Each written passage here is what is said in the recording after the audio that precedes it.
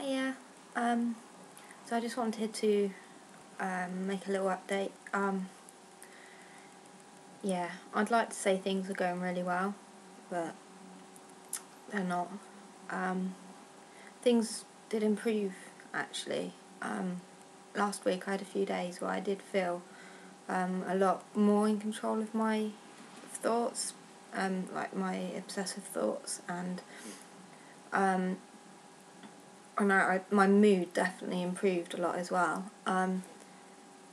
But it's almost as if somebody was playing some cruel joke and it just got snatched away again. And before I knew it, I feel like I'm right back at the beginning. And self-harm is extremely bad at the moment.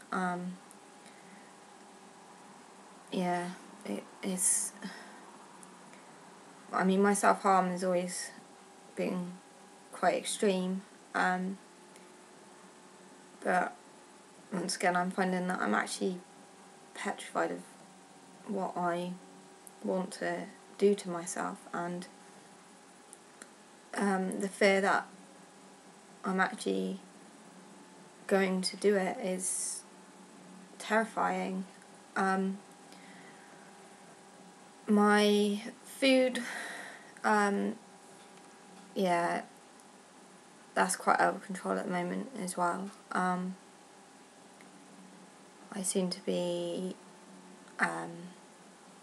more binging and purging than anything, and that lowers my mood because I hate being out of control, and so being out of control with food definitely lowers my mood a lot. Yeah, I had been weaning off duloxetine, and I'm now on mirtazapine, and I don't know if it is because of the mirtazapine, but I've been getting this awful kind of feeling of terror when I try and sleep, and I've never really experienced that before. I mean, I normally rely on sleep as a coping mechanism, and now all of a sudden I'm petrified to go to bed because I feel like I know I'm going to go into this awful panic just as I'm falling asleep, and I don't even know what I'm panicking about. There's no explanation for it, so that's why I'm wondering if it's something to do with the mirtazapine. So yeah, I guess they're kind of like night terrors. I'm not really sure what else to call them, to be honest.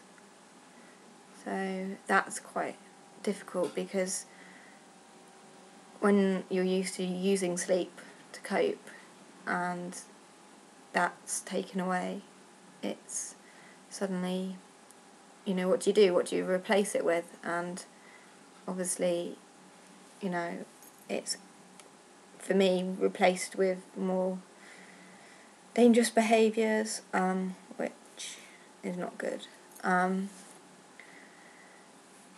If you read my blog, you know that I got attacked by a dog. I was walking my neighbour's dog, and out of nowhere came another dog, and it really badly attacked my neighbour's dog, and whilst I was trying to get it off my neighbour's dog, it actually bit both my hands and pulled me to the ground, and I can honestly say that was one of the most terrifying experiences I've had. It felt like it went on forever, but it was probably a minute or so in total, and I was screaming so loud that people came out of their houses and managed to chase the dog off, and so the police are taking it quite seriously because obviously both me and my neighbour's dog received bite wounds, and we're both on antibiotics. I had to have a tetanus injection. you know, well, we're very lucky that, you know, I'm lucky my bites weren't worse, and my neighbour's dog is really lucky to be alive. So I hope that they managed to track down this particular dog and its owner, and it's dealt with appropriately. I'm, you know, a real animal lover, and always didn't agree with, you know, dogs being put down in these circumstances. But after witnessing, you know, being involved in it firsthand, the aggression behind this dog and the determination it had was unbelievable. And I can honestly say I don't think that dog's safe to be around other dogs, or even, you know, imagine a small child. If it managed to get hold of a small child, it pulled me to the ground. So, you know, what would it do to a child? So it's quite, you know, strange how, well, no, it's not strange. I think it's, you know, it's just, my mind's done a sudden U-turn about how I feel about it. And, you know, before I used to think, oh, it's not the dog's fault, and, you know, the dog shouldn't be punished for it. But yeah, that dog was in it to kill my neighbour's dog, and you know, that was his sole intention, and, you know, it really nearly did. I'll put some pictures in at the end of the video of the bite wounds that my neighbour's dog received. Yeah, it was all very scary. Bob and Betty are good, they're doing really well, and Boris the hamster's good. So that's good, because knowing they're okay kind of, you know, helps me a lot. So that's good. See my Christmas tree in the background. Trying to be Christmassy and festive, but I have to admit I'm not really that excited. Yeah, it's just feels like the build up to it all is so intense, and there's so many expectations on you to be Christmassy and to be in that kind of festive spirit, and I just don't feel it in the slightest. So I think I'll be glad when it's over and done with, to be honest.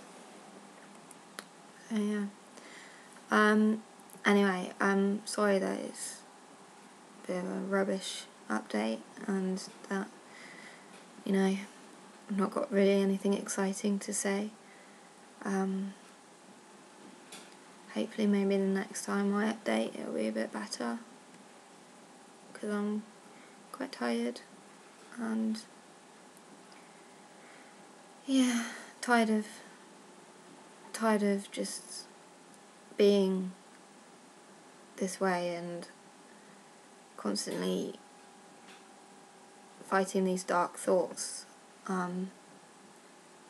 It kind of really wears you out, and that's what I'm scared of, is that I'll get so worn out that I'll give in and do something really silly, and I don't want that to happen.